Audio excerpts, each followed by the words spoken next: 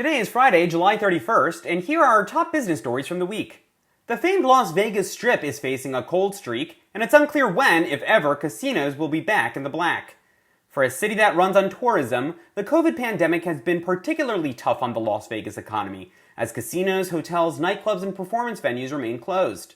While some companies, like Wynn Resorts, have continued to pay furloughed employees, they're now facing the reality that the model is not feasible for an extended future. MGM Hotel Group has already announced that it will lay off a, quote, large majority of its workforce. Meanwhile, the iconic Tropicana Casino and Hotel is up for sale if you have $700 million to spare. Superstore Target now joins Walmart in the growing list of stores to remain closed this year on Thanksgiving.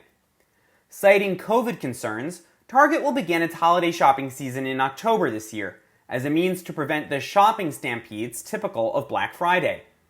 Labor organizers have long advocated for stores like Target and Walmart to stay closed on Thanksgiving to allow employees some time with their families.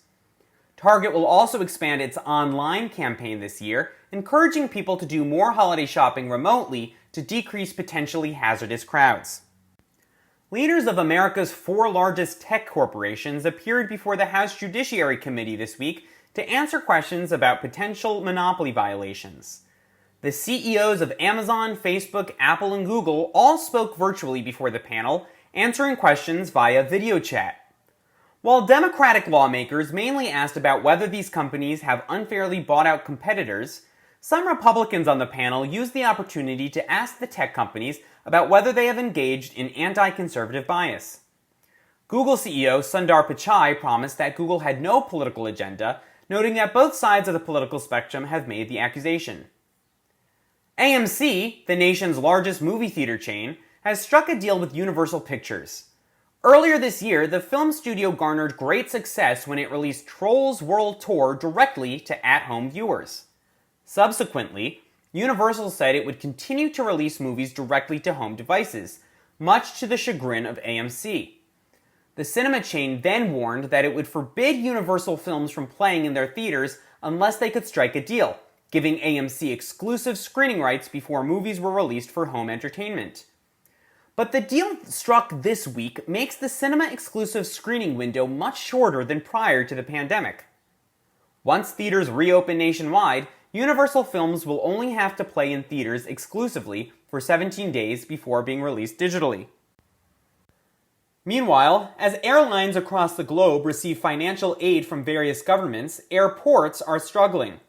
The European branch of Airports Council International is now demanding its own relief package from the European Union. Airports, after all, are powered by foot traffic, passengers who buy food, magazines, and conveniences before their flights. But with the ongoing pandemic limiting the amount of air passengers per day, airports are struggling to make ends meet, or to pay furloughed staff.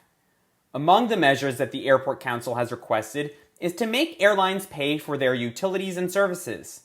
Presently, airlines don't have to pay a dime for access to airport gates, equipment, or personnel. Making them pay their fair share could allow airports some financial relief. And finally, L Brands, the parent company behind Victoria's Secret and Bath & Body Works, plans to cut 15% of its corporate workforce. As the company ails from COVID-related shutdowns, it plans to cut its losses by laying off 850 employees from its corporate office in Columbus, Ohio, spending some $75 million on severance costs. Additionally, L Brands will permanently close 250 stores nationwide, as it joins the national sinking ship that is brick-and-mortar retail. Among its brands, Victoria's Secret was the company's worst-performing franchise, experiencing a 40% decline in sales from last year. But COVID-19 is not the only reason that Victoria's Secret has failed. In fact, the lingerie chain was ailing long before the coronavirus pandemic. Cultural shifts in recent years have made the chain's sultry image, shaped around a male fantasy of tall, lace-clad women, less palatable to the female shoppers it actually serves. As with so many brick-and-mortar chains, the pandemic was just a final punch to a business strategy that has been lagging for years. And those are our peak stories from the week. Thanks for listening and enjoy your weekend.